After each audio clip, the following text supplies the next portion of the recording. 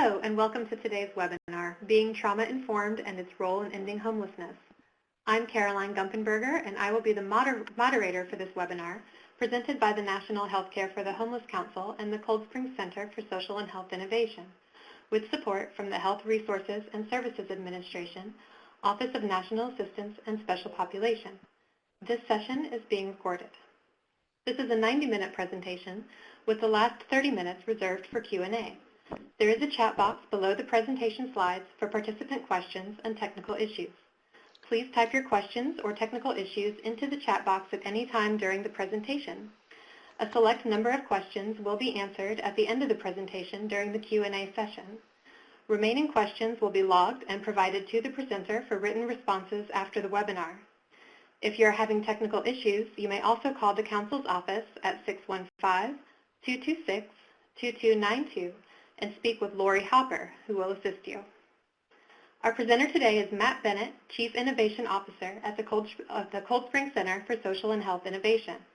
Matt specializes in the development of trauma-informed care, quality improvement, and results-based leadership and clinical practices. As a dynamic trainer, Matt's expertise has taken him around the country speaking on such topics as trauma, leadership, quality improvement, motivational interviewing, and resiliency.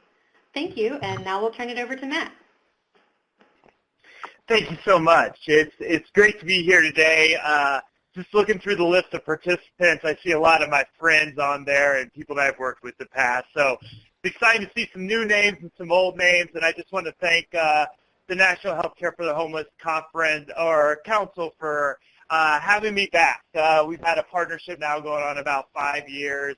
And it's just been a real highlight of my career to work with such a passionate group of people, and being able to provide these resources in this partnership has been a great honor for me. So for those that don't know me, my name is Matt Bennett. I come with a background as a therapist, someone who's designed and run programs, experience in case management, have been in housing in some way or the other a lot of my career, as well as education, juvenile justice, child welfare. I like to say I've been around the block in helping organizations, so to speak. And so it's always great to talk to an HCH audience and to see such a great interest in this webinar series. Just one thing, if you are interested in what we cover today, I do have a blog that comes out about once a week that allows us to go into a lot more detail around this subject. So I wanted to include that there, the Matt's mumblings, named fairly well for what it is, as well as to give you my email address. If we don't have time to get to every question, I do want to offer the resource that please reach out and feel free to email me questions that we might not get time for. I love to be a resource to folks well beyond the actual training itself. So enough about me, let's get to the fun. So over the next couple weeks with this series of 4 webinars trainings, we're really setting some pretty high goals for ourselves. And when we look at this, and for those that have seen me present before, there's going to be a little bit of a different twist on these webinar series, as I'm going to really push myself to provide the information in a way that hopefully you can use in your own work, in your own advocacy as well. So some of the really big goals for the entire 4-part series is I hope everybody walks away, especially those that may not have been to a trauma-informed care training before, is that you really understand the impact of trauma and this evolving neurobiological research coming out, and how this really informs our understanding of homelessness, about why this problem exists, and also when we look at, I think somebody may not feel, there we go, sorry, why this problem exists and how we can help address it both from a societal issue and also with the patients and clients we work with as well. Again, using this knowledge for our care. Trauma-informed really gives us a different view to look at how we deliver care for folks. I just read a really great book on childhood trauma, and the author says really the research around trauma and the adverse childhood experience study is really becoming a new theory of everything for us, is that it's really helping us understand so many of the things that we've struggled with in our society. And I'll really hopefully understand our role in helping this paradigm really get out there in many different ways in our own communities to see meaningful change.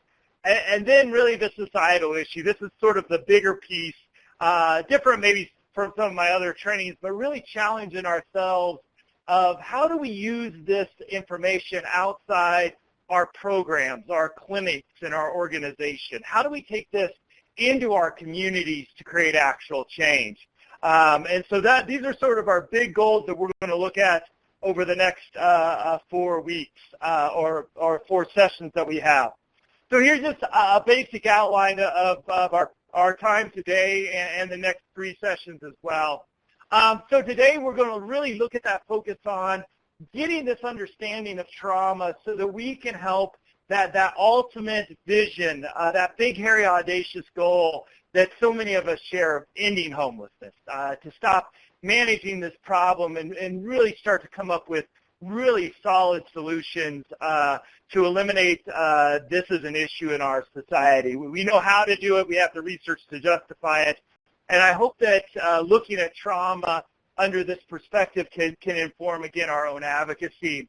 So looking at why it's important, really getting into a little bit of the research and why trauma and homelessness go hand in hand with each other, how a traumatic upbringing can often lead to problems such as homelessness, imprisonment, extreme poverty, trouble with employment, and so on and so forth.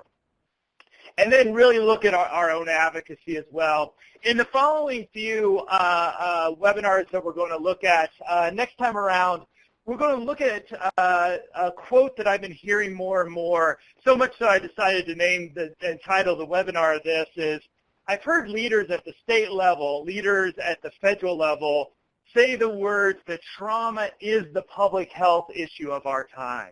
And really looking a little bit more into the medical research around trauma and really sort of understanding the science behind that statement. There's some really amazing research out. So next time around, we'll look at that. Then on October 26th, we'll look at what I like to call the abyss of the science behind the real trauma of homelessness, of addiction, and how really we see people getting stuck in these patterns, and a little bit of the science behind that. Gaining that understanding will lead to our 4th and final webinar about how we help people journey out of that abyss, how we help people find hope, recovery, transformation, and ultimately to one of my favorite concepts and favorite things to say is post-traumatic growth. How do we become stronger from that experience? So I hope you enjoyed today, as well as join us for the other 3 webinars as well in the series.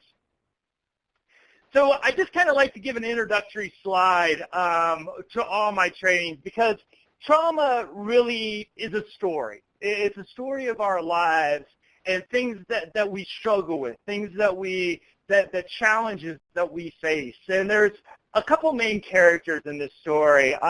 One is our patients or clients. And so they're the ones a lot of times struggling with these huge issues of poverty, of housing instability, of histories of violence, discrimination, all the hard things that they hold when they come in seeking our services and our support. And then there's us in our roles as helpers, whether that be medical providers, case managers, therapists, nurses, front desk folks, whatever our role is. If we have that, if we're working to end homelessness and help those experiencing it, I throw us all into that category of helpers.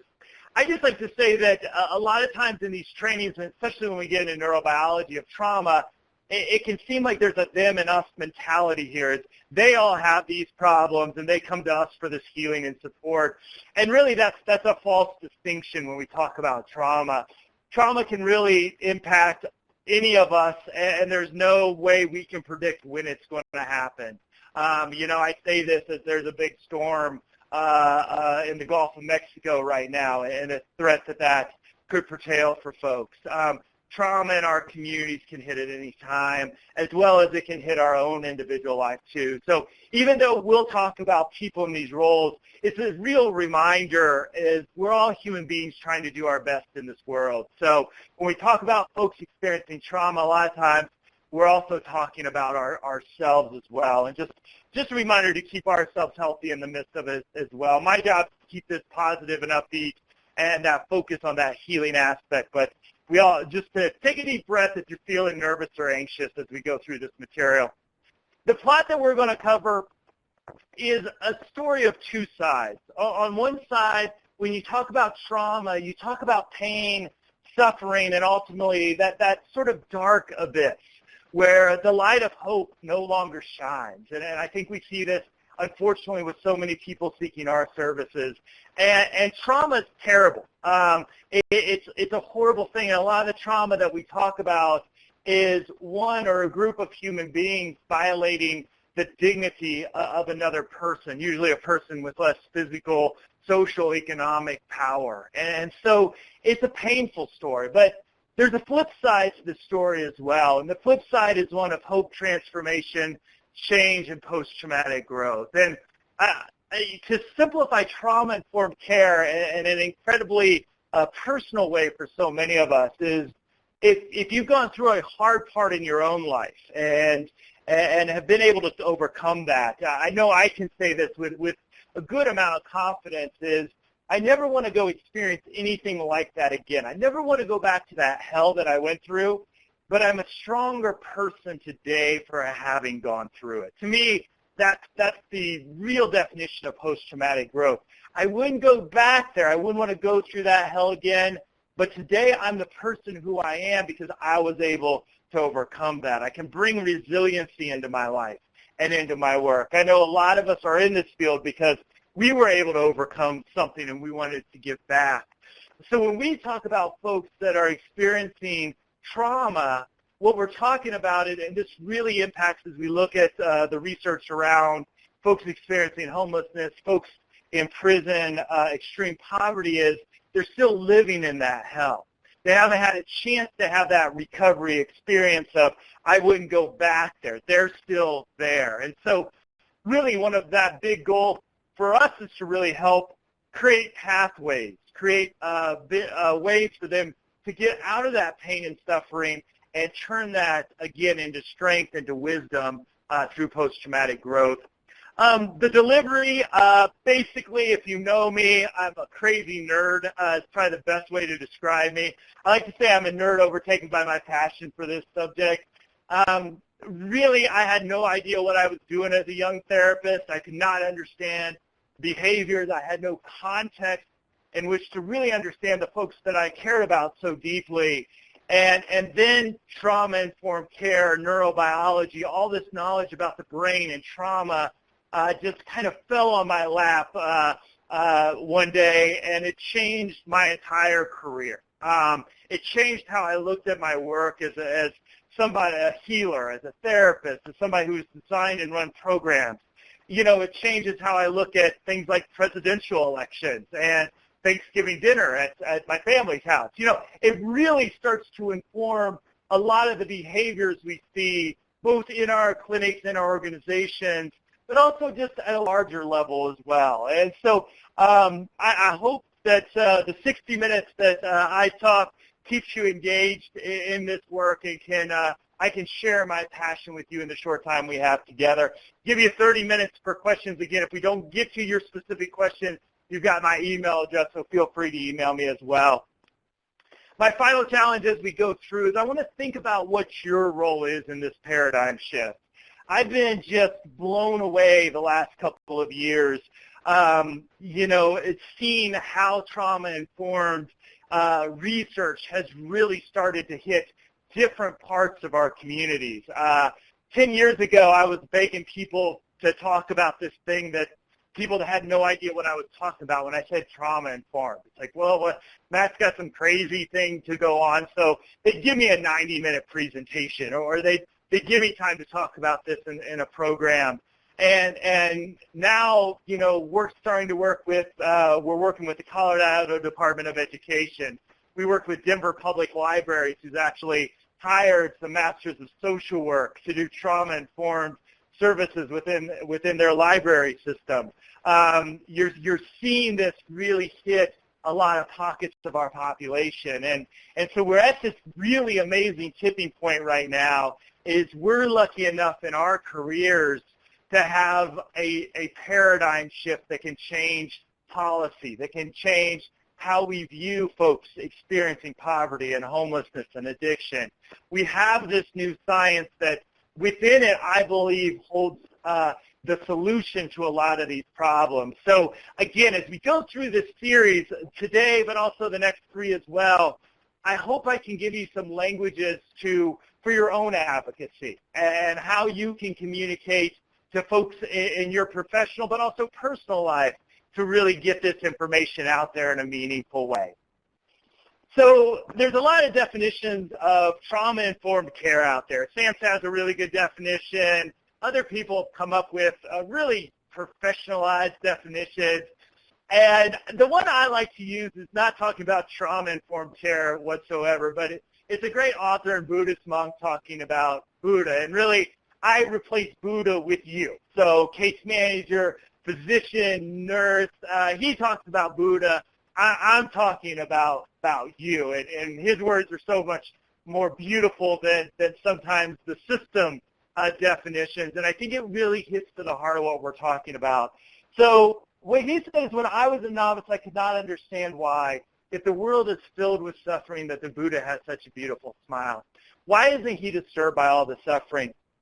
Later, I discovered that the Buddha has enough understanding, calm, and strength. That's why the suffering does not overwhelm him. So when we talk about, I think these are 3 key words. One is the understanding. That's the informed and trauma-informed, that we have a knowledge of the science behind a lot of the struggles and behaviors, the neurobiology, that we're informed. And it gives us a real scientific foundation to look for solutions and best practices. But we also have to bring calm and strength into our work as well. I don't have much opportunity and space within this 4 hours to talk a lot about self-care. But if we're going to be in the role of the helper, we have to be incredibly healthy ourselves. We have to have the strength to hear painful story after story after story after story. I know most people on this call have had to probably call Child Protective Services, have worried about a client who might be thinking of suicide, struggling with a person going back into the domestic violence situation. When you think about all the pain that we confront, sometimes every day, for a lot of us, we have to bring an incredible strength and calm into this work. So this is my reminder just to say, if you're going to do this work and help others, you have to take care of yourself first. He is able to smile to suffering because he knows how to take care of it and to help transform it. And the transformation of trauma is, to me, such a beautiful concept.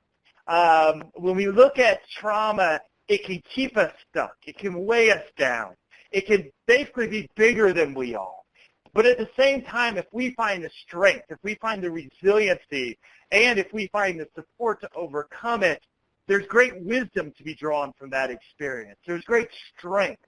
And so the beautiful thing about us as human beings is that we're able to say, I wouldn't go back to that hell again, but I'm stronger today for having gone through that. I'd have no idea who I would be today if I didn't have to overcome some of those hard parts in my life. Now, it doesn't mean you have to experience trauma to be a strong person, but again, there's that opportunity to gain wisdom and strength from the experience. We need to be aware of the suffering, but retain, again, our clarity, calmness, and strength so that we can help transform the solution. One of the things that we know clearly in the research is that we need other people to recover from trauma. If you can just walk it off, if you can get a good night's sleep, take a run, do some meditation, go to a yoga class, and get it out of your system, that's stress. Trauma knocks us down and keeps us down for at least a short period of time. Doesn't need to keep us down for decades, but at least a short period of time, it knocks us down and keeps us there. And what we know is we need other people to really help us emerge from that. The ocean of tears cannot drown us out if our karuna or compassion is there. That's why the Buddhist smile is possible. So again, this is just, to me, such a beautiful way to look at the topic of trauma-informed care.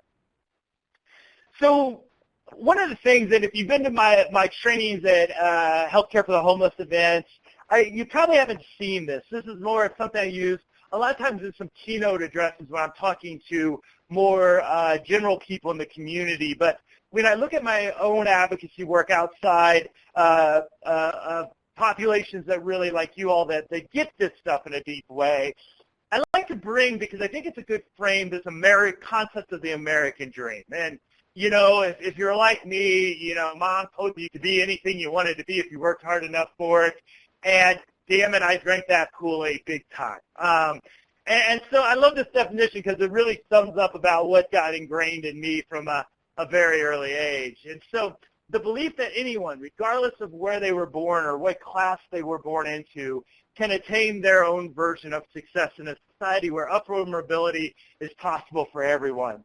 The American dream is achieved through sacrifice, risk-taking, hard work, and not by chance. And that not by chance, I believe, opens the door up to really talk about trauma in a more community, societal level, and how this information really challenges the fact that everybody has the opportunity to live the life that they want. And so I'm going to share just some brief research with you that I believe is simple enough, hopefully, that you can start to communicate with other people, but also puts that this American dream is being actually taken away to so many folks in our community, and it's not in any way, shape, or form an equal playing field.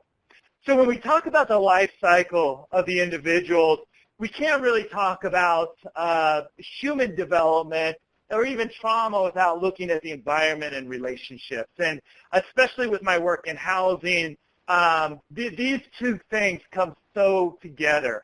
If somebody's experiencing homelessness, their environment impacts them in a way that it doesn't for somebody that has a permanent house and a steady flow of income and people around them that care and love about them and support them. And so the environment and the relationships are two incredibly powerful things in our life. And for the most part, when we talk about trauma, again, it's interpersonal trauma. It's somebody hurting somebody else. Again, doesn't discount for natural disasters, for maybe people passing away even of natural causes.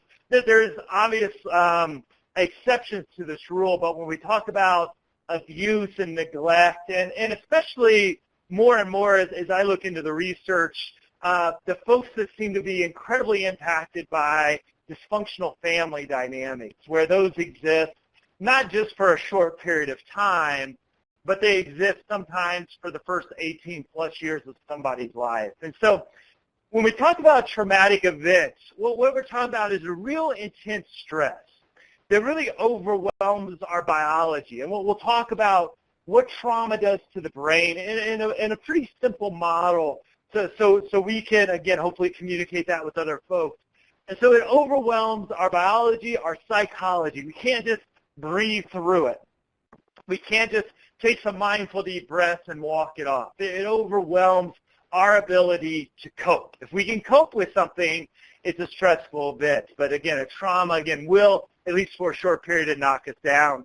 And our social capacity as well. And we'll talk about how, you know, with trauma, one of our initial reactions is to reach out for help. And for whatever reason, for so many folks, unfortunately, and especially as we get up into folks ending up, unfortunately, in shelter situations, incarcerations, when they reach out for help, that help doesn't come in the way that it needs to come in. And so it overwhelms these things. It basically leaves, either consciously or unconsciously, our life becomes dominated by the traumatic event. So we start to organize our biology, our psychology, and even sometimes our social dynamics around the traumatic event, and can impact us in a lot of different ways. Passive trauma is a concept that I just seems more and more important to me as I continue my journey of learning into trauma-informed care and the research behind it.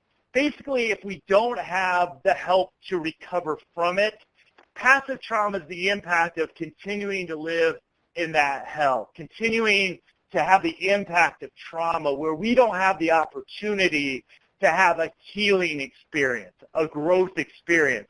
So instead of being able to become stronger and transform the trauma into strength and wisdom, we are continuously feeling the negative impacts of the traumatic event. I'm starting more and more not to say traumatized client or traumatized patient or traumatized person, because it's just an MI. We're always told to separate the person from the problem. And so when I say somebody experiencing passive trauma, I think it's a more strength-based way to say they just haven't had a chance to have that recovery experience yet. The final piece here is complex trauma. And again, since our assessments are getting better and better, what we see with folks struggling again with long-term chronic homelessness, addiction, criminal justice behavior leads to long-term incarceration. It's not like these folks just had one bad thing happen in the context of an otherwise perfect, beautiful life.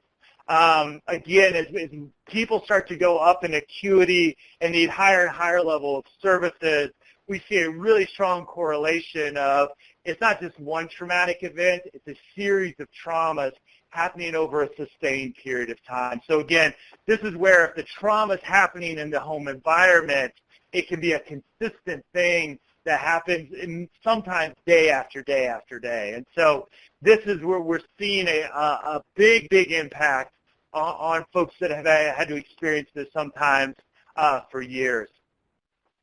So as part of this and thinking, especially around my thinking around homelessness, the concept of epigenetics and homeostasis are such a key player in my thinking. So when we talk about homeostasis, the textbook definition is the tendency towards a relatively stable equilibrium between interdependent elements, especially as maintained by physiological processes. I had to go back to like my sophomore in high school chemistry class to remember what the heck homeostasis was. But basically, for our purposes, what we know now about the human brain is throughout our life, our brain adapts and changes in response to what the environment needs for us to either survive or thrive. So we're constantly creating this homeostasis with the environment to say, okay, these are the needs these are the things that I need to really develop to survive in this environment. And over time, our brain will change and adapt to those circumstances. Now, the way it does this is this exciting science called epigenetics. Epigenetics is to me, it has to be part of the trauma-informed discussion because it's so important. With epigenetics, what we find is that throughout, again, out of our life is we have about 2% of our DNA is what's called chromosomal DNA. And that's, again, back in a sophomore biology class. That's that's the reason why I'm so tall. That's the reason some people have blue eyes, some people have brown eyes. The chromosomal DNA really is pretty solid throughout our life. And unless something really severe happens, I'm probably not going to shrink down 6'7" to 5'5". And probably a 5'5" person, if they're my age, around 40, is not going to all of a sudden shoot up and become a 6'7". So that's pretty consistent throughout our life. Now, 98% of the rest of our DNA can be expressed in a variety of ways. So it's not sort of a 1 or a 0 sort of thing, is that these genes can be expressed in a lot of different ways. So there's this real interaction. It's kind of, if you remember the old argument, nature versus nurture, the sweet spot there with epigenetics is right in the middle, is that through our relationships and our environment, especially those in early childhood, those attachment relationships, but also throughout our life, romantic relationships, family relationships, friendships, we release a certain chemical. The DNA creates RNA, which then basically tells our brain how to structure itself. So as our environment changes, our brain changes to adapt to that environment. Now, one of the things that this really challenged my thinking around was a concept of sort of folks experiencing homelessness or addiction, their brains are sort of broken in some sort of way, that their brains just did develop the right way to succeed in their situation. And And I bought into that because it made sense. Why didn't they just go get a job? Why do they keep relapsing? Why do they keep going into one unhealthy relationship after the other?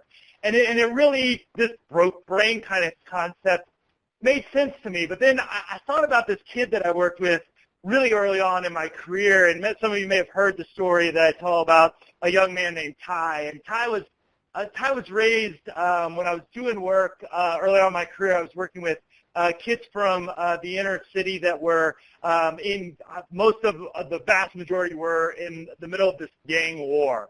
And in Indianapolis at the time, the vice lords and the gangster disciples from Chicago had come down to Indianapolis and were basically battling over the territory in Indianapolis during the crack epidemic. And so my kids were often born into families. Ty is a great example.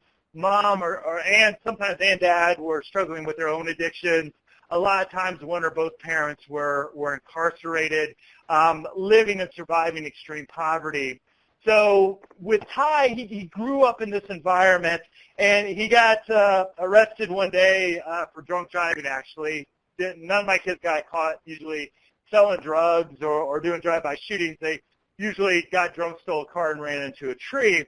And so he was in my facility at a 9-month sentence, and he was doing terrible. Within the first 2 weeks, he had 2 additional months onto a sentence. And here was a kid that really was the classic broken brain. He always failed in school. When he came to my residential program, we told him when to get up, when to go to bed, when to go to class, always listening. He had a lot of struggles with it, got into a lot of fights. Just a kid that had conduct disorder on him already, at-risk youth, juvenile delinquent, all these labels. But he was a well-dressed kid. That's what impressed me. I'll never forget. Just always well put together. And he had this, always stuck with me, 3 pairs of Jordans. Now, if back in the day, back in the late 90s, when I was a young pup in this field, you know, Jordans were kind of a big deal because not everybody paid $140 for a pair of shoes. And so I making $9.50 an hour at the time, there's no way I could afford Jordans. And so very few kids would bring their best to residential care because obviously they might get stolen or something like that. So I just kind of asked him one day, I was like, you know, I was kind of run out of ideas of how to help this kid succeed. I just, you know, how much money do you make on an average week? Because I knew he was selling drugs out in the corner. And he said, and he had disclosed to me that he ran a few different corners. So he was kind of upper management in the vice lord, so to speak. And he said, you know, on a good month I can make $10,000 a month. And again, I'm sitting there making $9.50 an hour. Just a little bit of math in my head. Realized this kid was basically pulling in tax-free in 2 months what I made after taxes in about a year and a half's worth of work. So, you know, and so here's a kid that by every measure was a broken brain kid. And yet in his environment, he was incredibly successful. Here's a 16-year-old kid who's thriving in the middle of a war zone and profiting from it. It wasn't his fault he was born into an incredibly dysfunctional home ravaged by addiction and violence. It wasn't his fault that his schools were incredibly underfunded and failing. And he took this horrible situation and in many ways created this beautiful brain to maximize his opportunities in that environment. Now, I'd love if he went to a great school, if he had great support from his community, but he took what he had and he did amazing things with it. If you would have taken me with my brain that was in grad school at the time, had a stable job, had a stable home, all the things that you're supposed to have, and you stuck me in the middle of that gang war and told me to, hey, for the next 2 days, you're in charge of selling crack cocaine, I would fail miserably at it. So in his environment, my brain would be broken. I would get shot. I would get arrested. Somebody would probably steal all my crack from me. It would not go well if I was on that corner trying to do what he did successfully every day. So epigenetics and homeostasis just gives us the concept that as long as the environment is dangerous, we're going to create a brain to survive and thrive in that environment. Ty's brain was really great at looking out for danger because he was at the risk of being robbed. He was at the risk of a drive-by shooting. Now you take that same brain and you sit in a classroom and tell it to be quiet and focused for 90 minutes or an hour, and he's struggling miserably to do it. So again, there's this interaction between that environment and our biology that helps create the brain structure that we have. So we've got this expression of our DNA, and there's an interesting thing that's coming up, and if you're interested in a lot more details on this, I've been blogging about it.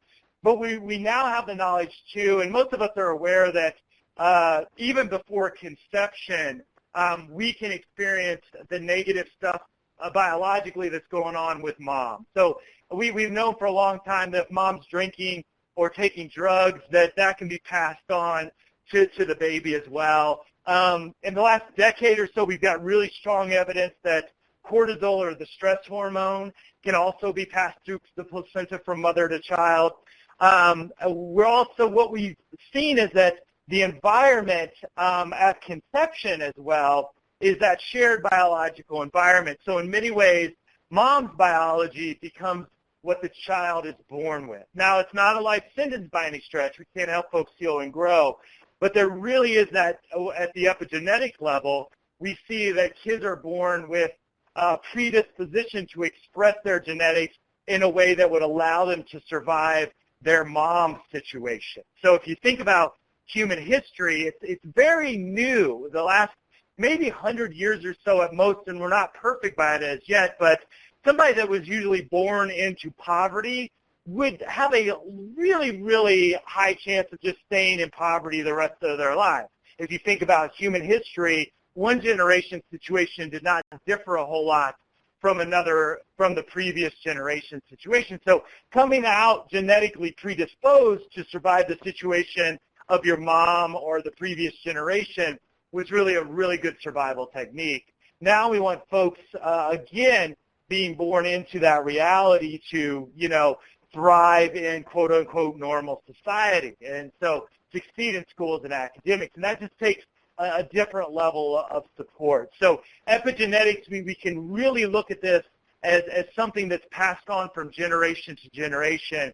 And so to help folks whose family's been experiencing generations of trauma and poverty and racism and discrimination, we just have to be patient with folks on that journey of transformation. So just some interesting research coming out of that.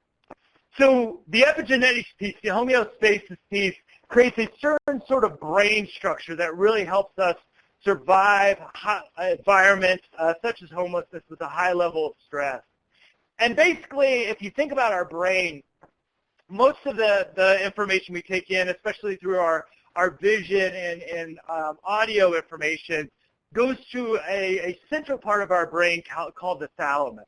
And the thalamus is really the relay station of the brain. And its job is to really look out for what is a threat in the environment and what's not a threat. And so this is what the thalamus is always doing. So every piece of information that we're taking in are the central part of our brain is saying, is this a threat or is this okay? And if it's okay, it sends it up this B road here.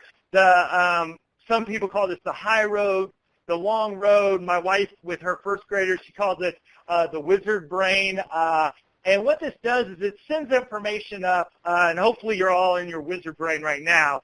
But as you hear what I'm saying, and you've probably had some information, maybe some training on the brain or trauma in the past, the information you're getting from me, from the words you hear, are going up through your cortex. And the cortex stores all the memories of your past experiences. So what your brain is doing is comparing what you're hearing from me to things that you've learned in the past. And if it's important enough, you'll stick it into long-term memory, which will be locked in that cortex so you can bring it up when you need to recall it at the future time.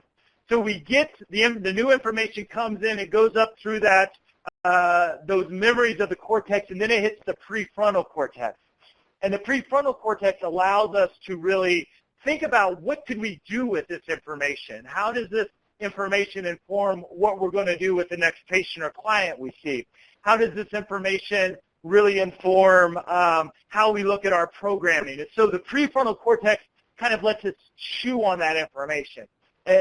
we can do things with it. And then finally it sort of ends up in that amygdala area, which on the high road, what the amygdala does is it adds the emotional context to the experience.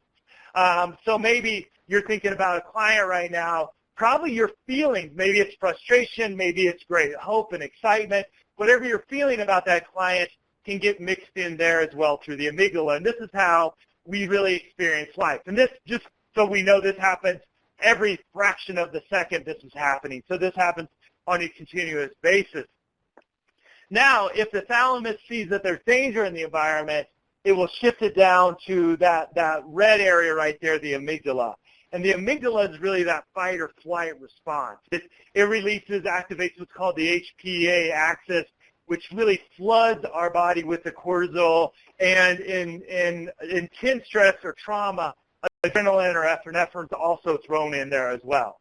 So that really prepares us for action. And there's not much information then going down the thinking road. So that's that fight or flight mentality. And it's either you're on the high road or the amygdala, the low road. Some people call it the short road.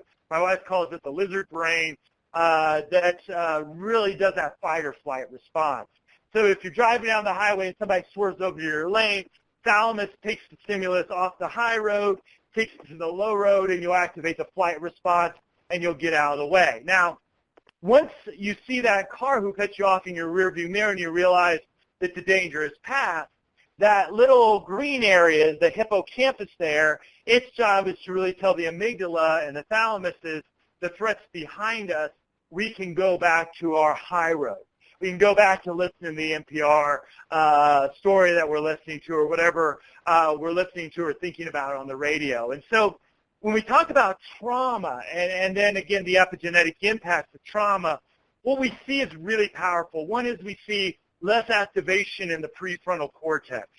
So less information is getting through to be really chewed upon, to be strategized with. And when you think about what it really takes to be successful in academic and most employment settings, it's getting that information in the prefrontal cortex. So we have less activation there, and we have overactivation in the amygdala area. So one of the concepts I like to think about with this is what's called the window of tolerance. And the window of tolerance is the amount of stress that we can hold in our system at any time without going down into that fight or flight response, an amygdala-based response.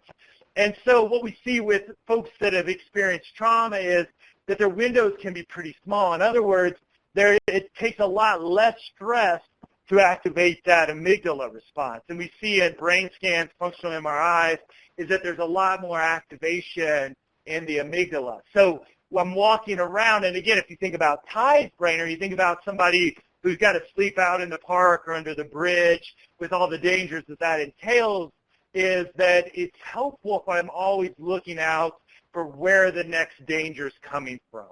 And that always works. That's actually a good brain epigenetically to survive in that situation.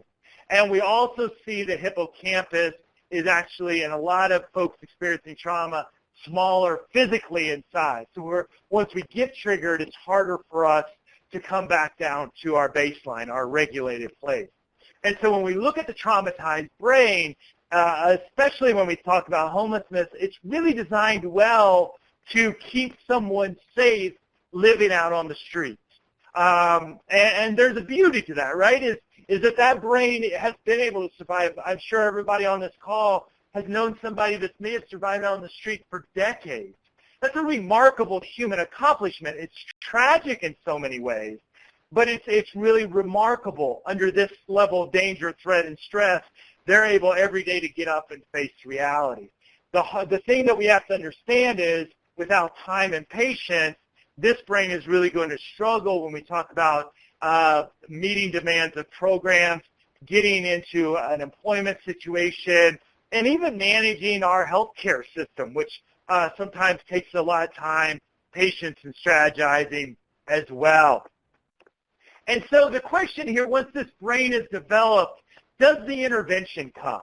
Is there an intervention that helps, once trauma hits, help somebody recover? And there's a few different things and ways to look at it. One is, kind of the question that I get a lot is, why doesn't everybody experience these troubles? Why does this one group seem to be able to recover quickly from trauma while others can be stuck in it for what seems like decades? And we know that there's some real concrete answers to that. The first is that, and there's some really beautiful data that supports this, is if somebody comes into their life that cares about them, that person has a much better chance of not being negatively impacted by trauma in the long term. That if one teacher, if an uncle, if a coach, somebody, a librarian, somebody in the community comes in and says, hey, it's going to be okay, we're going to get through this. That especially when we talk about childhood trauma, the ability to bounce back is pretty high. Again, that's assuming that that trauma is not continuing due to family dynamics or other things that are going on. So the relational support is key. Also, the community environmental support is also key. And this is where I think we do such harm to folks experiencing homelessness in so many communities. I like to tell the story. Some of you might have heard me tell it before, but it's what happened in Boulder County over the last 5 years or so. And I used to live, before I moved back down to Denver, I used to live up in a mountain town outside Boulder. And if you don't know anything about Boulder, Colorado, it's an incredibly wealthy community. The average home now is $1 million. My wife teaches up there. We in no way can afford to live up there. So very wealthy community, and we had our 100-year fire and 100-year flood all within a 5-year span of time. And so a lot of folks lost their homes. And to be honest, the community responded in such a brilliant way to this tragedy. So you had a lot of people that were permanently housed one day and now had lost their homes and, you know, due to evacuation or being burned down or washed away by the flood. And what we did is we created online databases. So if I had an extra bedroom, I could put that on the database. You could come stay with me until you figure things out. We opened community centers up. We opened multiple shelters up for pets. So I like to say no pet went homeless during the flood and the fire in Boulder County. We housed everything that had a heartbeat, pretty much got housed. We were airlifting horses at one point, which I think is an absolutely great thing to do. But then I did a training at the Boulder County Homeless Shelter. And every night there, again, in an incredibly wealthy community, their policy is, and I have no problem with this, my heroes work there, is they get the women with children in first, the single women in next, and every day of the year they have a line of single men left, and they get as many in as they possibly can.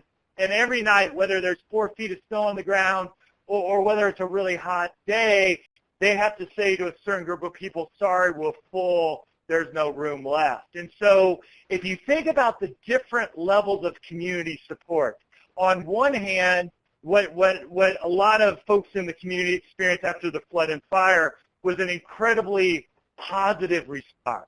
And unfortunately, what those folks do sometimes to traumatic events that didn't quite make the news but happened in childhood or other things that are looking also for shelter and lost their permanent housing, again, we don't treat them the same way. And that message impacts the person. And so, again, this community support, I reach out for help. That's a natural response, and unfortunately it's not there. Finally, there's the internal resources as well.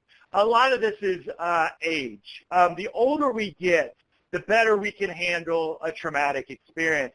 The younger we are, the more plastic our brain is, the more our brain will organize quickly around that traumatic event. So if I've had a really good life and I'm 16, 17 years old and something traumatic happens, but I still have my family intact, my community intact, the likelihood that I recover from that is really high. Now, it's going to have the impact on me, but that's different than somebody growing up in a family with domestic violence and addiction from the day they were born on through age 18, where that trauma is happening pretty much on a consistent basis. Finally, and we're going to have a whole webinar on this, so I'm just going to touch on some of these things.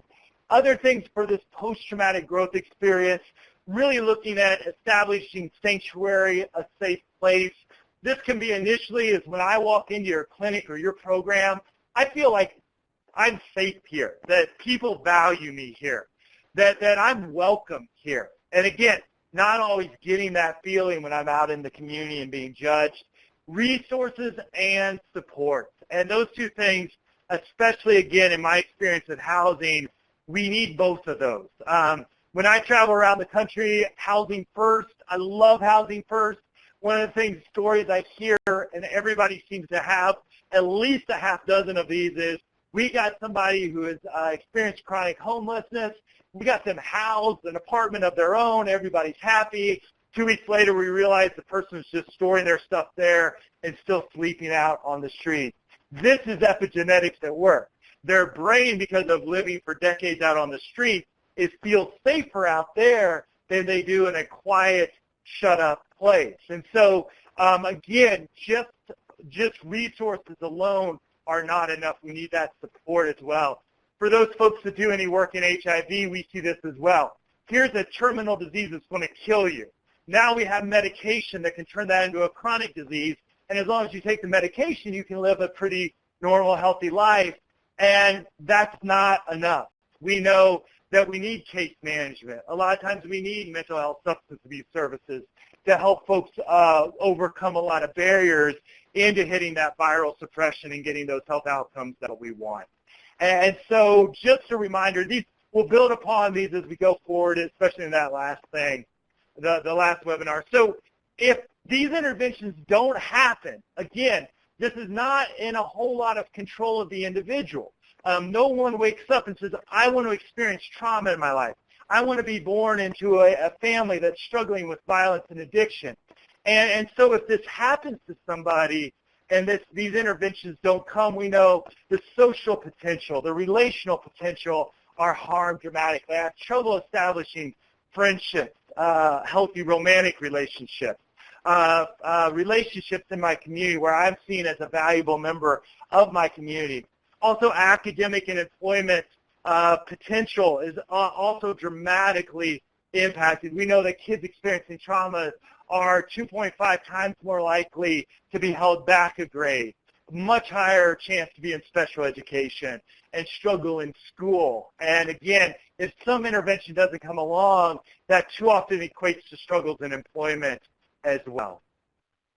So my final thing here, and this is where I really want us to kind of step out of the details about the brain and genetics at kind of that micro level and step out about, okay, how do we stop this? And you know, one of the things that I know you all do is you stop it every day in many ways, is that you create a safe place for folks experiencing this to come in and have a lot of the resources needed to give somebody a healing experience. But how do we stop homelessness from happening in the first place? How do we start to really address the societal issues that cause these things to happen to begin with? And so one of the places we are right now with this paradigm is we're as service providers, as educators. Again, library staff are getting into this. So many people are getting into this, but there's still such a lack of knowledge.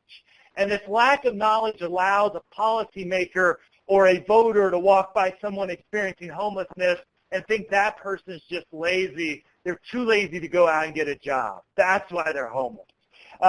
They're just not motivated, right? We can judge them a million different ways if we don't understand that their struggles are due to past hurt and pain. So I believe when we look at our responsibility with this paradigm, we are so fortunate to be sort of the holders of this information. And how do we get this out there into our communities in a very real way? One of my real challenges to HCH providers, and really providers in all aspects of the helping arena, is to start to think of schools as partners in this. Schools, I can't think of a better institution in our society, in every community, that's ideally positioned to really address childhood trauma, to assess it and get people the help they need. one of the things that now that I'm working a lot with schools, what I see is that school nurses often are the ones identifying potential abuse and trauma happening. As we know, a lot of times it's the medical examination or medical issues are really indicators that traumas going on in the home. There's a few emerging models out there that I'm interested in. This is why I encourage you, all of you, to at least open up dialogues with public schools, is that we're starting to create little mini medical homes within the school environment. And a medical home not just having medical services where kids, especially from low-income areas, can get medical services in the school day, but there's also meaningful mental health services there as well. And I think this is such a key model, and you all really know how to do this. And I know you're probably not sitting on 20 hours of extra time in the day to think a whole lot about this, but I think most of us could at least start this conversation.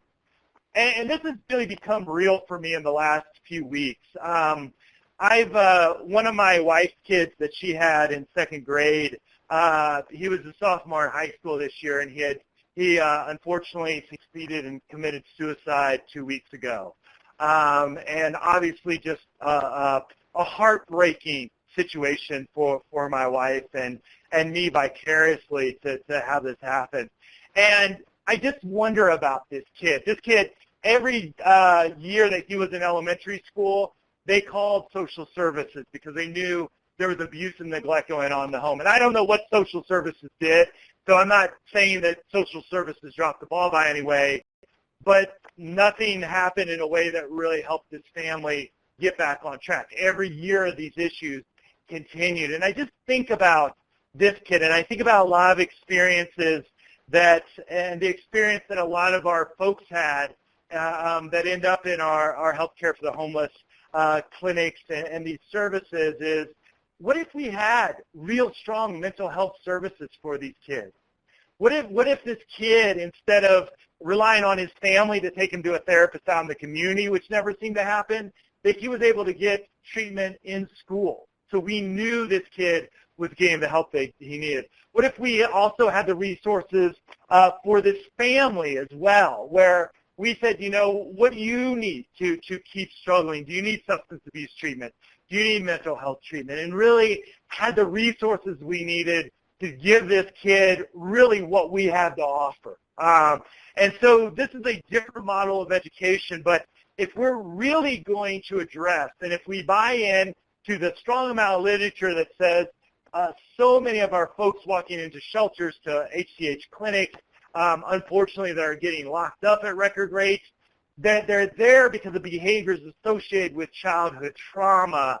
Let's partner with schools to create these healing environments. We are at the beginning of this journey, but I think it's also worth conversations and to start that as well. Again, if we're thinking about getting ahead of homelessness and really looking at long-term solutions, I believe schools are a really good place to start. The other thing is, I think especially HCH providers, I know we have a variety of providers out there, but I think HCH folks, in fact I know, are really ideally positioned in many ways to address this. And I know a lot of you are doing work on this. One, the realization that if we help an individual experiencing homelessness, we not only help that individual, we help that individual's family, future kids that they may have, the kids they currently have, and so getting people permanently housed, getting them great services, giving them the best that we have to offer, really not only breaks the cycle within their own life, but also dramatically increases the chances that their kids won't fall into a lot of those same behavioral patterns. So we do this every day in the work at HCH clinics, and just understanding that, again, if we can help this person not struggle any longer with homelessness, we're also really having an impact on generations to come. I also think HCH providers are incredible in what I like to call multidisciplinary advocacy. A lot of times, as my background as a therapist, if somebody wants to hear from a therapist, I'm the right guy to call in, right? I can talk the therapy lingo and do all that stuff. Sometimes it's better to have a medical doctor give a talk, or a nurse practitioner. And the HCH environment has all these expertise under one roof. So sometimes getting a call from a physician is more powerful than getting a call from me as a therapist, sometimes vice versa. So I want you to think of yourselves as you have just an amazing amount of expertise. And how do you position that expertise to really advocate in your community in different ways? The other piece is here the personal and professional opportunities for advocacy. And I like to, as we look at being still at the beginning of this paradigm, I'm all about the low-hanging fruit. I would love to have to lock the doors and have everybody in Congress and D.C. have to listen to my 90-minute talk on trauma. Not going to happen yet. I hope somebody gets in that room at some point. But what I do have is I have access to my friends and family and to share it with them. I have access with my friends. I have access to some lower level forms of government that can have a big impact. I've really started to think, especially when we talk about education as being in schools, really one of those key areas where we can end homelessness. If we can get folks services they need before they hit those adult ages when they start to have these problems if they're not experiencing that even as youth. But when we look at this, what if 10 people in your organization called up a principal at the high school and they said, hey, we went to this webinar. We would love to talk to you about some of the things we learned because we think it's really could be impacting some of our kids. What if 10 people called a school board member? Depending on your community, usually 10 people call in and maybe get some of your friends to call in, make your husband, your wife, whatever call in. 10 calls to a member of the school board probably gets you coffee with somebody. And so my challenge to you as experts in this arena is, who can you call? Who can you have that contact with? And again, what we need to do is just reach that next logical person. I'd love it if everybody could walk into their mayor's office and their city councils and get that group. But again, that might not seem accessible to you. Who is that next person on that chain? Because the final point here is really we have this justification. We have the science to really combat a lot of these misconceptions about the populations that we serve. There's a science behind this now. And so I really believe that if everybody understood what we're starting to understand, there's no way we would make the same stupid policy decisions we've been making for years. There's no way we could live with ourselves to keep cutting funding into things like HUD and other places, to keep putting this, making the problem worse. So spreading this, we have the scientific justification, we just really need to find ways to share that. I believe really strongly, especially with a lot of the data coming out of the Housing First program, we have the economic justification for this as well. A little investment up front, and it is a little bit of investment, for a year or two is going to pay off for decades to come with folks. And so we've got that economic, but we need to learn about language of how to share that. Finally, we have, I believe, a moral justification. One of the big areas that I'm really working to build my advocacy around is how do we reach out to faith-based communities? I'm in a couple, I like to call them dialogues because it sounds all fancy, but I'm in a couple dialogues. My brother-in-law, for example, is an evangelical preacher, and we have kind of fun with it because I say, yeah, I'm the secular humanist, you're the evangelical preacher, let's play those stereotypes, and let me share some of this knowledge with you and see if we have some shared values around it. And what we find is we do. Now, right now, unfortunately, the services that our folks need are a political issue. They're a political issue, and they often get lost in the arguments about guns and abortions and a lot of other things. But I believe if we share this knowledge with faith-based communities, what we would see is that, okay, we share this value. I mean, I have yet to find a modern religious faith that says, forget about the homeless, don't worry about them, don't worry about the poor, don't worry, we're called to serve these people. I was talking to an evangelical friend of mine, and he said, yeah, that's in quotes in the New Testament, right? That's coming right from the big man's mouth himself, right? These aren't Old Testament things. These are New Testament things. And when we have these regulated discussions, we can really find common ground. So again, my challenge is, what's the next step for you?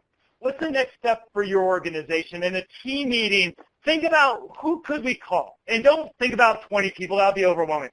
Who's one person that we could call to have coffee with and get in a meeting with? So I'm running out of time here, but we're great. So I just want to throw this up here as a plug for the next training and what we're going to schedule. I hope you can join us on the 13th at 3 p.m. Eastern.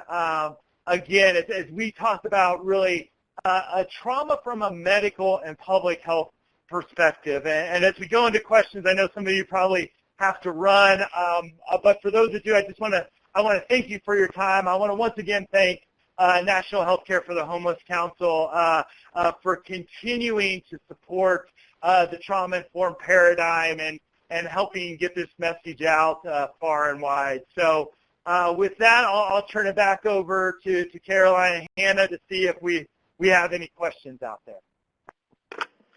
Thank you, Matt. We'd like to now open the floor for the Q&A session. So far, we've had just a few questions come in. We'd like to start with the first one. The first question asks, what do you do if a client that was experiencing homelessness gets angry or defensive when you are trying to help them? I've never experienced that, so I have no idea what you're talking about. Yes, absolutely. So the big thing that we have to have, and hopefully just even my brief run through of some of this research is, we have to be patient.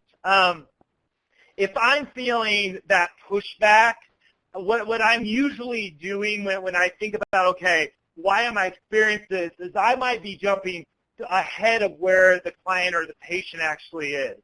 So they may just be struggling with step one, and I want them to really be thinking about step 2 or 3. So I'm a big advocate for motivational interviewing as well. And it always reminds us, if we're kind of feeling what's called resistance, that sort of pushback, a lot of the times what that means is we're way ahead of where the client is. So if I'm feeling that, I just give voice to it. It's, hey, I'm kind of feeling that it's something I said might make you angry or upset.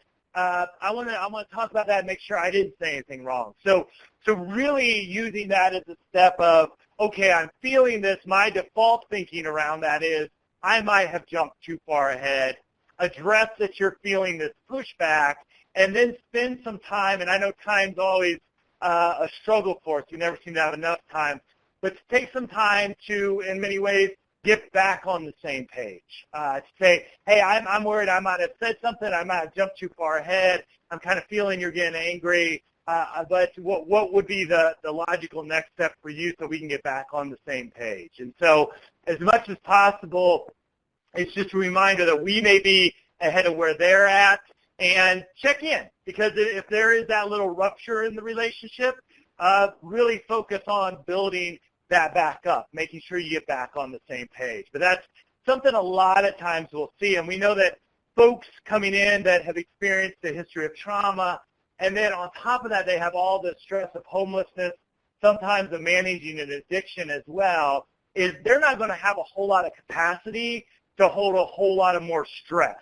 And so they may walk in and their brain's almost all filled up with cortisol. Their body's so stressed out already that even a simple task might seem overwhelming. So it's always, when I feel that anger, I always just take a step back. I sort of drop my agenda and what I think we need to accomplish and just really talk about what they're struggling with. And a lot of times what I hear is, it wasn't something that I said, but they had a real a hard interaction with their kid, or there's something that happened on the bus, or they're just stressed out because life is so demanding and they don't feel like they can do it all. So it's always just a real call for me to step back, recheck in, focus on the relationship as much as possible. Great question. Great. Thank you, Matt. Our next question is, can you recommend some easily understood research, graphs, etc., to share with uninformed community leaders? boy, that is a good question. I haven't seen a whole lot, to be honest. We are actually working, and we'll be sharing these pretty soon. Some resources for parents that might work really good for policymakers as well, and I'd be happy to share those, especially if you're checking in on my blog. I'd really want to know, as you look at this, I'd want to think about who I'm reaching out to. And really, I know that there's some really good fact sheets. I believe SAMHSA has some really good fact sheets on trauma that could be utilized for this. Also, the National Traumatic Childhood Network, I believe it is. I may begin those. Let me just, they have some really good stuff on childhood trauma as well. And so the childhood, let me make sure I'm giving you the right resource here. The National Child Traumatic Stress Network also has a lot of good resources too. Again, it focuses a little bit more on childhood trauma, but at the same time, we know that so many of our folks are dealing with the long-term results of experiencing trauma as children. So SAMHSA, again, has some really good resources. The National Child Traumatic Stress Network is also a tremendous resource, and I know they have some stuff as well. So, great, thank you. Our next question is, do you have recommendations for educating police departments and officers about trauma-informed care? More and more. So, my thinking around this is a couple-fold, because I think I hear the issue coming through loud and clear. And what we know is so many people are getting currently locked up, sometimes for a long time because of traumatic reactions to situations. And if you are now if your thalamus sees the police as a threat and not a source of safety, your behavior is going to treat it as a threat, and that can seem threatening to the police. So one is I've had more and more police officers attending community-wide trainings. And these have been, a lot of these have come out of, the focus has been on homelessness. Colorado Springs was a great example several months ago, is that they had everybody, the mayor was there, they had several, I think there was about a half dozen police officers, including pretty high-ranking ones. So one of the non-threatening ways to do this is to invite them into maybe a community training that you put on. So it's not just, hey, police, you are doing this wrong, but being a part of a community solution can just be a way of the police coming in probably not feeling beat up again, because I think they're, from the police I've talked to, feeling really beat up in many ways. And again, I believe, and I'm sure most people do, there's a really, and we've probably all had experiences, there's some really amazing police officers out there. And unfortunately, they get kind of lumped into this as well. So really trying to, a real non-threatening way is to invite them to a larger community training around this. And maybe just meeting individually with as high up as you can get.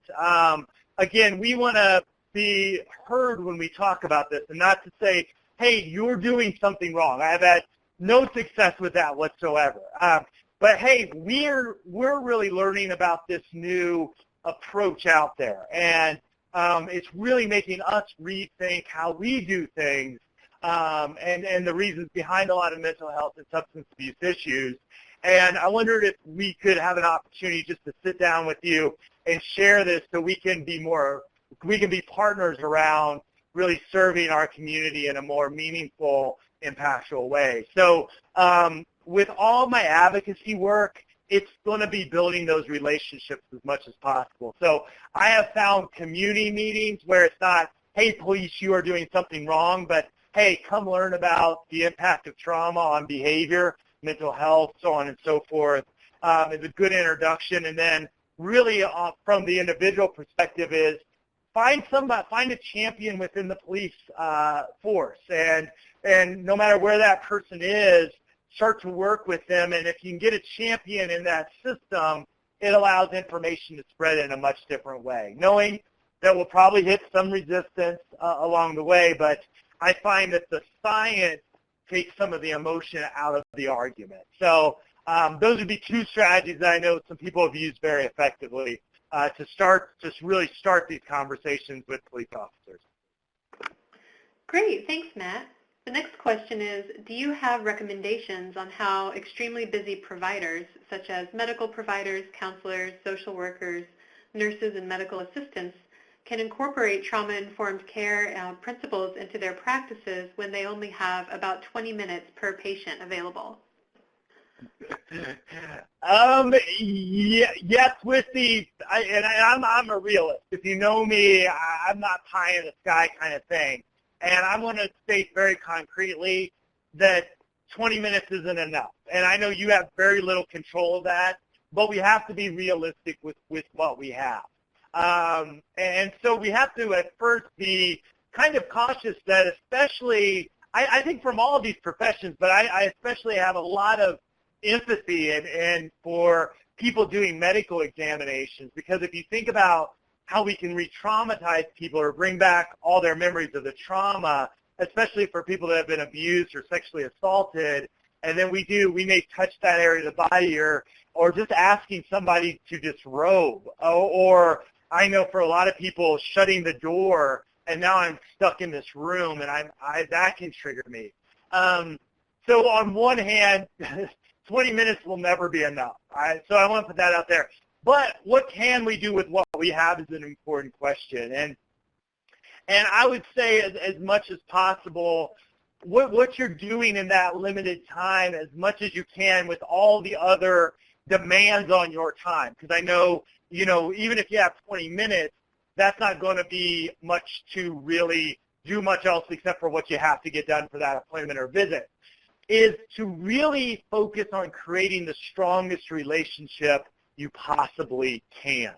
And the relationship, what that does is it creates a safety, a psychological safety that a lot of our folks just don't have anywhere else in their life. That their peer group might be organized around sometimes surviving homelessness, sometimes managing an addiction. And so if you've got 20 minutes, as much of that you can to building a healthy working relationship with somebody, that's going to be key. Because if you got 20 minutes, I want your goal, and I'm sure this is already the goal, is if possible, you want eventually to have enough trust with that person and then do hopefully a warm handoff to a therapist, a mental health provider, for them to have the capacity to work through some of this traumatic issues. I like to say very few people in the world just wake up spontaneously. They haven't been in medical care. They haven't been in the system in any way. And one day they just wake up and all of a sudden they realize, hey, today I'm going to get me some of that therapy, right? Very few people wake up and very few people enter services through my office as a therapist.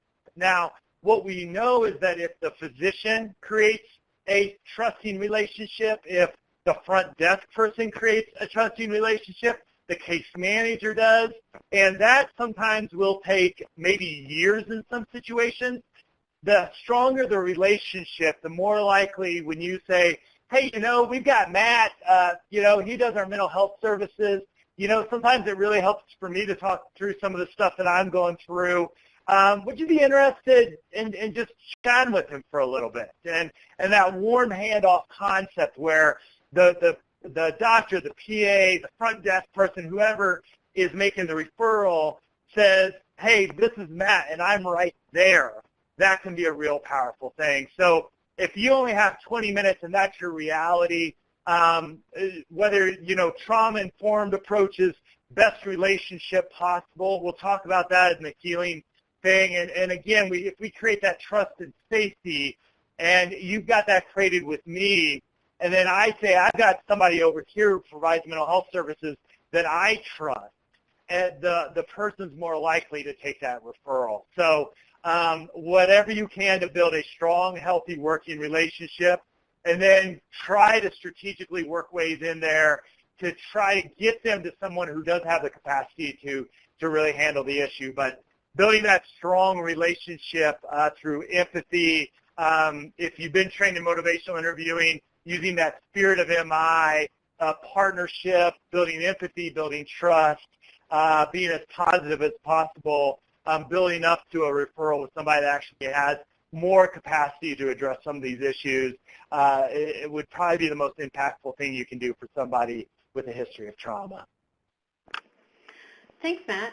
And our next question is, how do you balance between letting someone share their story and vent versus being able to slow them down so they don't overshare or try to describe their trauma in extreme detail? These are really good questions. You know, here's the real pull with that is so many of our folks, and I hear this sometimes from just intake, so folks that, you know, are doing the initial paperwork with people, is that our folks, when you see that there's a need, and I really believe it's an ingrained human need to tell our story. If we've been through hell and we have somebody across from us that's at least listening to us, and I may not have that anywhere else in my life. A lot of our folks have no one else in their life that listens to them or really cares about them and what's best for them. So it only takes a few minutes of you practicing really good active listening skills for me to feel safe, because I need to get this out, and you're the first person maybe in a year or so that I felt okay, so here it comes. And so in many ways, that is a good sign. Now, if they walk from staff member to staff member and share this all up and down the hall, that's a different thing, but I don't think that that's what we're really talking about here. So on one hand, when that happens, you've probably done something pretty good. When we talk about that relationship as that driver of outcomes, you've got that piece. I really like to, as much as you can, and again, I know time is never our friend, is to listen as constructively as possible and to have empathy, have trust. Because if you can, the goal is to say, hey, especially if you're not in a clinical position, is, man, you've been through an amazing amount. And it tells me a lot about you that you've been able to survive this and keep going on. I want to surround you with as much support as I possibly can. And we have people that have a lot more expertise in helping people work through this than I do.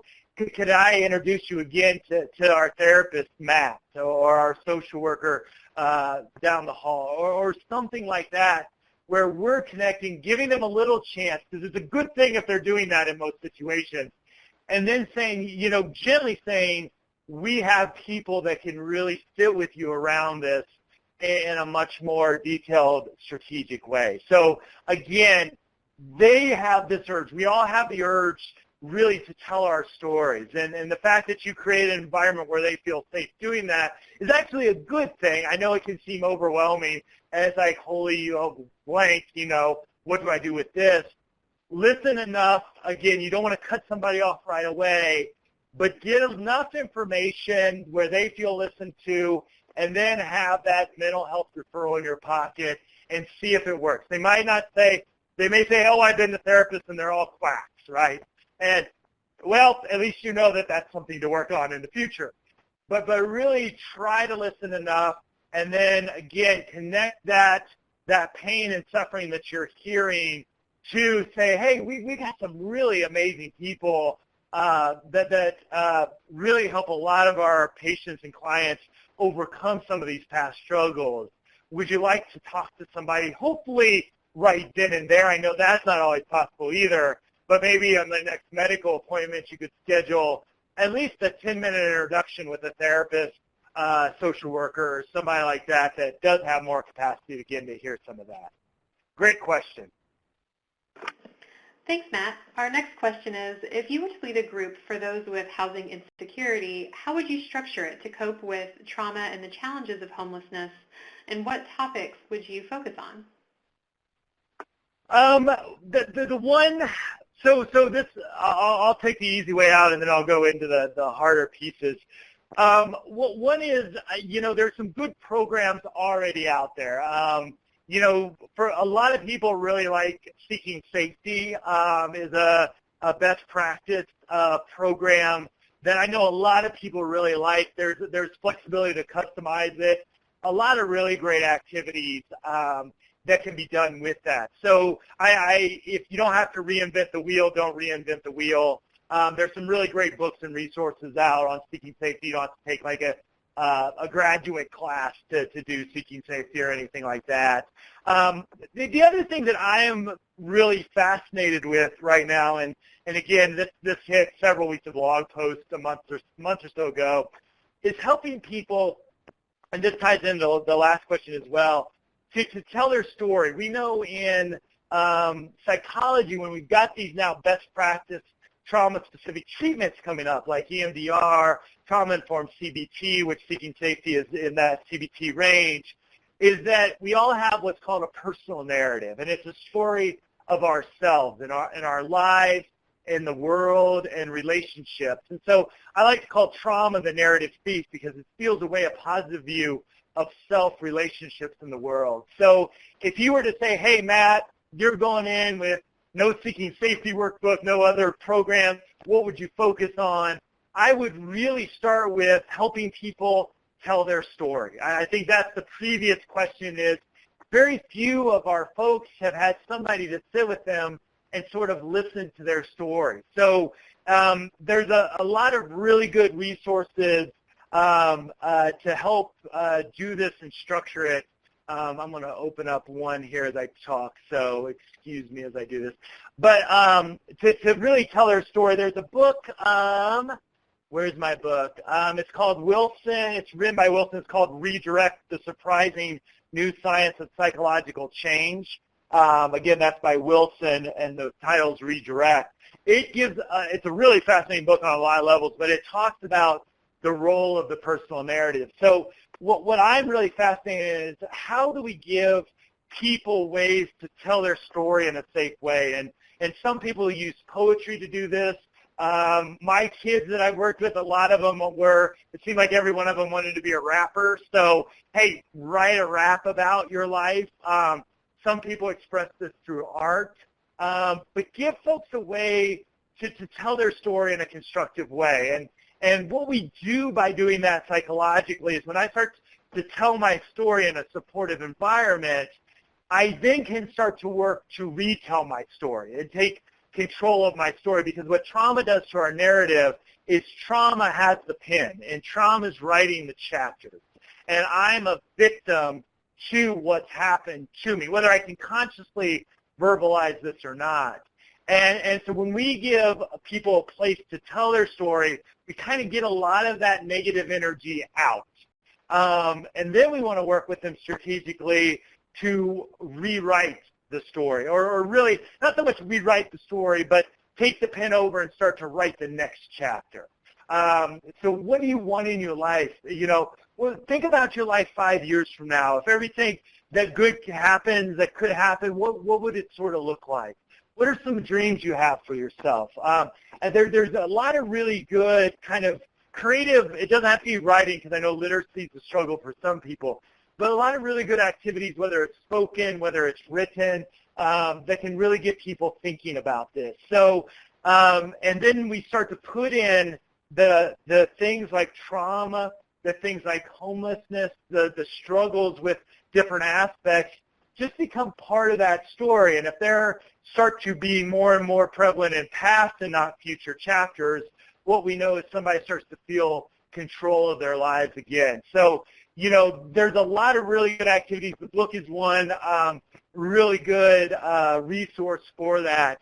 But helping people tell their stories and then take control of the pen and start to write their own. And so if you were to give me a group, that's what I would really start to focus on, because I think the group support and the experience of being in a supportive group of peers who have automatic empathy a lot of times for your story can be an incredible healing process as well. Thanks, Matt. I think we have time for one more question.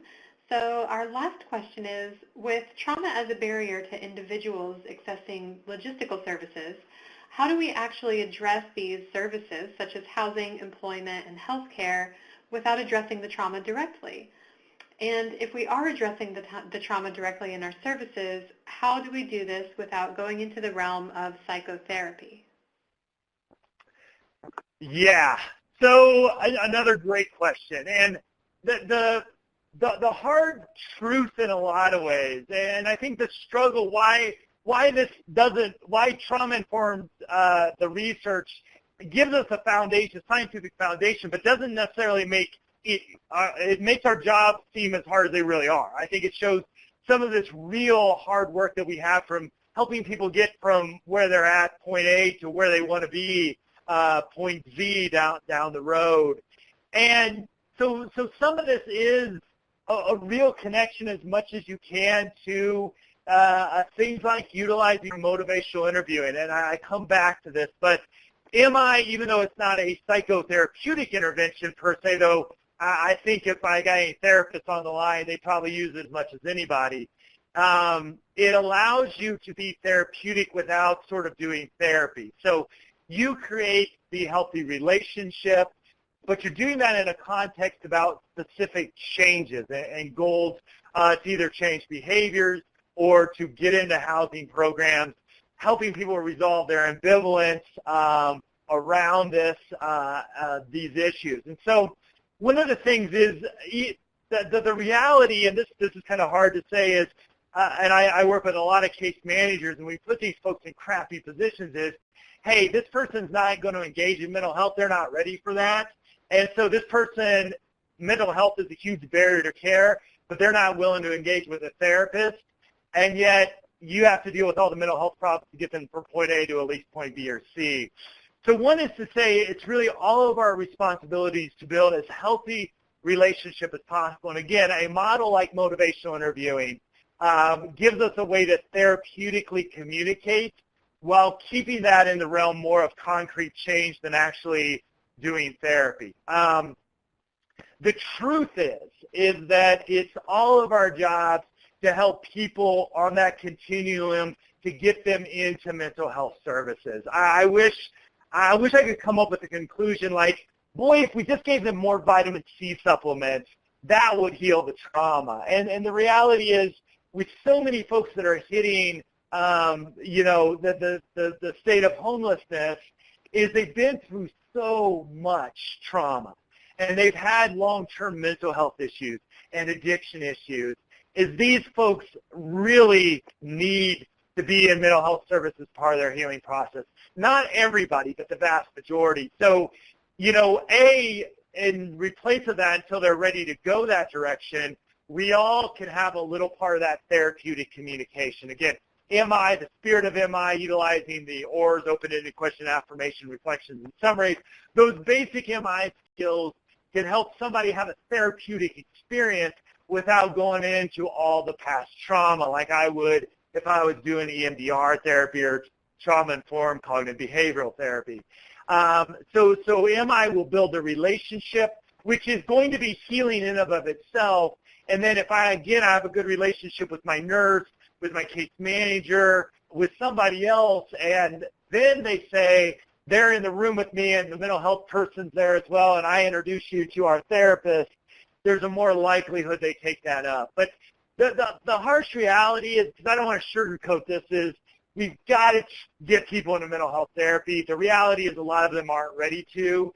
So again, utilizing a best practice model like motivational interviewing to really build that relationship, keeping it about change as much as possible, and hopefully through that process that they will realize their own need to go further and engage in mental health and or substance abuse treatment as well. But this is why the jobs in the HCH environment are incredibly difficult, because pretty much everyone that walks through the door could probably benefit a lot from mental health services, and yet there's still such a stupid stigma around mental health services that not everybody's ready to get in. So building the relationship, using therapeutic communications, even if you're not doing therapy, will hopefully build that readiness eventually where they'll see somebody and engage in that in a meaningful way. But this is the tough part of our work, and I want to give voice to that and say there's no easy solution that I can give you in 5 minutes to say,